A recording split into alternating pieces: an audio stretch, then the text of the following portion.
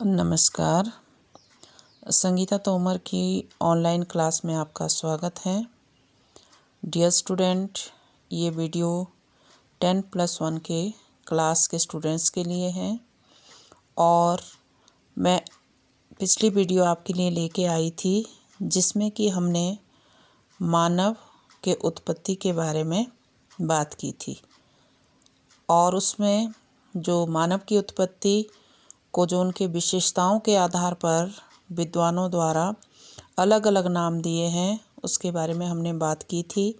तो हमारा जो पिछली वीडियो में वो प्राइमेट, होमिनाइड, होमिनिड और उसके बाद हमने होमिनिड को आगे वैज्ञानिकों द्वारा अनेक शाखाओं में बांटा हुआ है, लेकिन इसमें जो सबसे इम्पोर्टेंट दो जो प्रजातियां है वो हैं ऑस्ट्रेलोपिथेकस और होमो। तो हम ऑस्ट्रेलोपिथेकस के बारे में पिछली वीडियो में बात कर चुके हैं और जो आज होमिनिड का ही दूसरा जो पार्ट है होमो, उसके बारे में बात करेंगे। तो डियर स्टूडेंट, जो होमो है ये होमिनिड का ही दूसरा पार्ट है और होमो, सबसे पहले तो आपको होमो का पता होना चाहिए। जो होमो जो थे ये 25 लाख वर्ष पूर्व अस्तित्व में आए और होमो जो है ये लातीनी भाषा का एक शब्द है और इसका अर्थ है आदमी। आदमी से अभिप्राय है कि इसमें सिर्फ मेल वर्ग के ही नहीं बल्कि फीमेल वर्ग, कहने का अभिप्राय कि होमो में चाहे वो पुरुष है चाहे स्त्रियां हैं, दोनों सम्मिलित हैं। और जब इससे पहले पिछली वाली वीडियो में हमने जो ऑस्ट्रेलोपिथेकस की बात की थी उसकी तुलना में होमो का मस्तिष्क बड़ा था और जो उसके जबड़े, जैसे आपने बंदर का जबड़ा देखा होगा, भारी होता है, दांत थोड़े बेढंगे होते हैं, लेकिन उसके मुकाबले में इसका जबड़ा बाहर की ओर कम निकला हुआ था, दांत इसके छोटे थे और वैज्ञानिक है उन्होंने होमो को आगे उनकी विशेषताओं के आधार पर 3 भागों में बांटा हुआ है। तो डियर स्टूडेंट्स, सबसे पहले होमो हैबिलियस। तो जो ये नाम दिए गए हैं ये इनकी विशेषता के आधार पर दिया गया है इसको नाम। तो आपको पर्टिकुलर पता होना चाहिए, जैसे हम होमो हैबिलियस की बात कर रहे हैं। जो होमो हैबिलियस है इनको औजार बनाने वाले के नाम से भी जाना जाता है। जी हाँ, इनके जो प्राचीनतम जीवाश्म वो 22 लाख वर्ष पूर्व से 18 लाख वर्ष पूर्व तक मिले हैं और ये जीवाश्म हमें इथोपिया में ओमो, तंजानिया में ओल्ड वैगोर्स यहाँ से प्राप्त हुए हैं और इनका मस्तिष्क जो था ये बड़ा था। ऑस्ट्रेलोपिथेकस की अपेक्षा ये अधिक समझदार थे और इन्होंने अपने हाथों का बहुत दक्षतापूर्वक प्रयोग करना सीख लिया था और वो पहले ऐसे होमिनिड थे जिन्होंने पत्थर के औजार बनाए और ये औजार उनके लिए शिकार के लिए बहुत उपयोगी प्रमाणित हुए और शिकार करते समय उन्हें आपस में जो सहयोग की ज़रूरत होती थी उसके लिए इन्होंने भाषा का विकास भी कर लिया था। तो ये तो था हमारा होमो हैबिलियस। इसके बाद बात करते हैं होमो इरेक्टस की। तो डियर स्टूडेंट, ये होमो का ही सेकंड पार्ट है और इसमें होमो जो इरेक्टस थे वे वो मानव थे जो सीधे खड़े होकर पैरों के बल चलना जानते थे और चलना ही नहीं बल्कि ये दौड़ भी सकते थे, अपने हाथों का स्वतंत्रतापूर्वक उपयोग भी कर सकते थे। होमो इरेक्टस के जो प्राचीनतम जो जीवाश्म वो 18 लाख वर्ष पूर्व के हैं और जो ये जीवाश्म हमें अफ्रीका से भी मिले हैं और एशिया से भी मिले हैं और इसके जो प्रसिद्ध केंद्र हैं कुबीफोरा, पश्चिमी तुर्काना, केन्या, मोड जोकोर्तो, संगीरन एवं जावा। तो डियर स्टूडेंट, कई बार आपको क्वेश्चन इस तरह से भी पूछा जा सकता है, जावा मानव से आप क्या जानते हैं। तो उसमें जो ये होमो इरेक्टस थे इसी के ही बारे में आपने लिखना है और ये अफ्रीका में पाए गए जीवाश्म एशिया में पाए गए जीवाश्मों की तुलना में अधिक प्राचीन थे। तो ये माना जाता है कि जो होमो इरेक्टस है ये पूर्वी अफ्रीका से चलकर दक्षिणी एवं उत्तरी अफ्रीका तक गए होंगे चलकर। और होमो इरेक्टस का जो मस्तिष्क था, इनकी जो विशेषता क्या थी कि इनका जो मस्तिष्क था, जो इससे पहले वाली प्रजाति हमने पढ़ी है होमो हैबिलियस की अपेक्षा अधिक बड़ा था और वो समझदार भी अधिक थे। उन्होंने होमो हैबिलियस की अपेक्षा अधिक विकसित औजारों का भी निर्माण किया था और जो भाषा थी उसका भी इन्होंने और अधिक विकास कर लिया था। और सबसे मोस्ट इम्पॉर्टेंट चीज़ है कि उन्होंने आग की खोज की जानकारी प्राप्त कर ली थी और साथ में जो आग की खोज से उनके जीवन में बहुत सारे क्रांतिकारी परिवर्तन आए। तो इसके बाद बात करते हैं होमो सेपियंस, मतलब कि जो आज का जो मानव है इसका जो प्राचीनतम नाम है वो है होमो सेपियंस। जो हमारे पूर्वज हैं उनका नाम क्या है? होमो सेपियंस, जिसको कि आधुनिक मानव के नाम से भी जाना जाता है, मतलब समझदार मानव। इस मानव का जो उद्भव है वो 1.95 लाख वर्ष पूर्व से 1.60 लाख वर्ष पूर्व के दौरान हुआ है।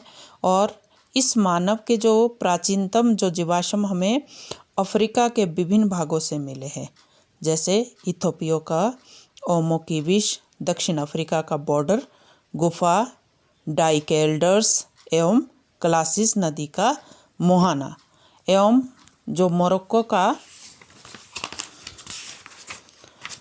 एक जगह है दर एस सुल्तान। तो जो ये दार एस सुल्तान जो है ये उस समय जो इनके जीवाश्म हैं वो यहाँ से प्राप्त हुए। अब ये प्रश्न उठता है कि जो आधुनिक मानव है इनका उद्भव कहाँ से हुआ है। तो डियर स्टूडेंट, यहाँ पर आपने बहुत विशेष ध्यान रखना है कि जो आधुनिक मानव के उद्भव के लिए या आधुनिक मानव की उत्पत्ति कहाँ से हुई है, इसके विषय में दो मत प्रचलित है। कहने का अभिप्राय है कि वैज्ञानिकों द्वारा दो मॉडल प्रस्तुत किए गए हैं। तो कुछ विद्वान जो है वो एक प्रतिस्थापन मॉडल है और एक क्षेत्रीय निरंतरता मॉडल है। तो प्रतिस्थापन मॉडल के जो समर्थक हैं उनका मानना है कि आधुनिक मानव की जो उत्पत्ति है वो एक ही स्थान अफ्रीका में हुई है। और वो तर्क देते हैं कि आधुनिक मानव में जो शारीरिक और जेनेटिक जो आपस में समानताएं पाई जाती है उसका यही कारण है कि उनकी उत्पत्ति जो है वो एक ही जगह अफ्रीका से हुई है। लेकिन कुछ विद्वान इस मत को नहीं मानते, तो इसीलिए उनका जो मॉडल है वो है क्षेत्रीय निरंतरता मॉडल। क्षेत्रीय निरंतरता मॉडल के जो समर्थक हैं वो कहते हैं कि जो आधुनिक मानव की उत्पत्ति वो अफ्रीका, एशिया और यूरोप के विभिन्न भागों में हुई है। तो यहाँ पर ये देखने योग्य बात है कि जो ये होमो जो सेपियंस या जो समझदार मानव थे, इनमें ऐसी कौन सी चीज़ थी जो होमो हैबिलियस और होमो इरेक्टस से इनको अलग करती थी। तो सबसे पहले तो इस मानव का जो मस्तिष्क था वो अब तक के सभी मानवों में सबसे बड़ा था और अब ये अधिक समझदार भी हो चुके थे।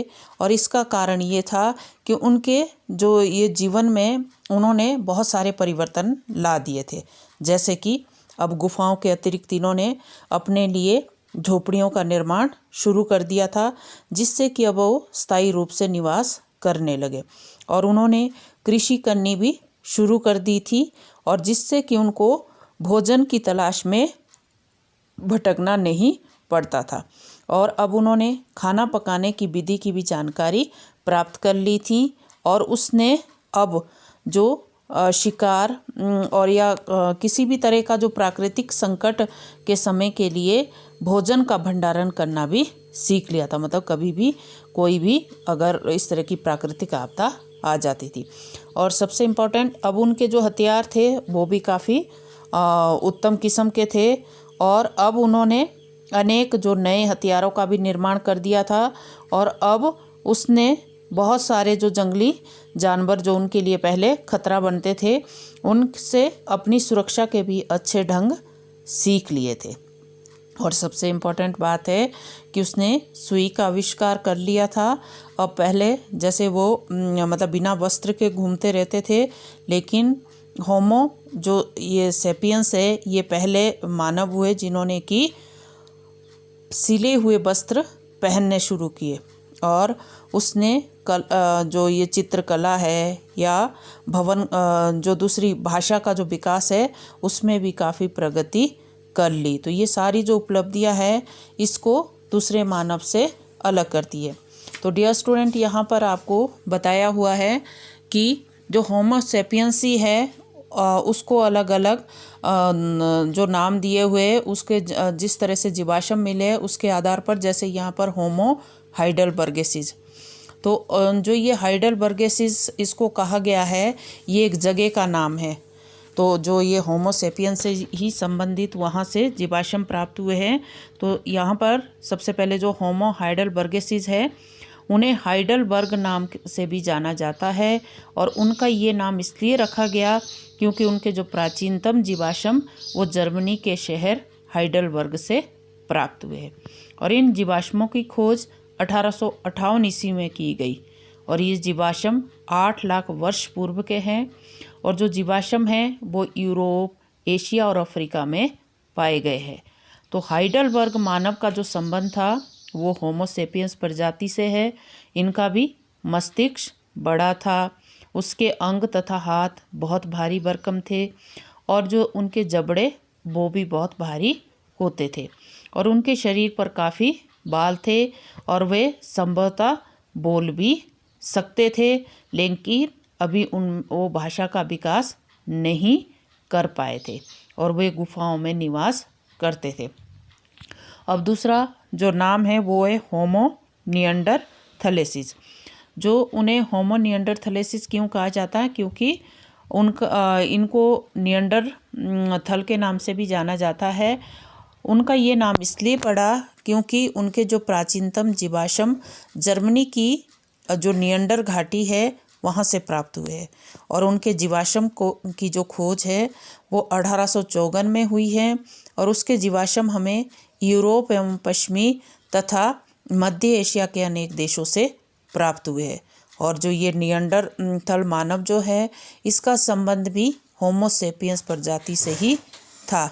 वे 130 लाख से वर्ष पूर्व से 35,000 वर्ष पूर्व तक रहे और वे पश्चिमी यूरोप में से लगभग 35,000 वर्ष पूर्व अचानक विलुप्त हो गए। अब इसकी विशेषताएं किस तरह की थी जो वहाँ से अवशेष मिले हैं। ये मानव कद में छोटा था, सिर बड़ा था, नाक चौड़ी थी, कंधे चौड़े थे। उनका मस्तिष्क का जो कोश था वो काफ़ी बड़ा था लेकिन निम्न कोटि का था।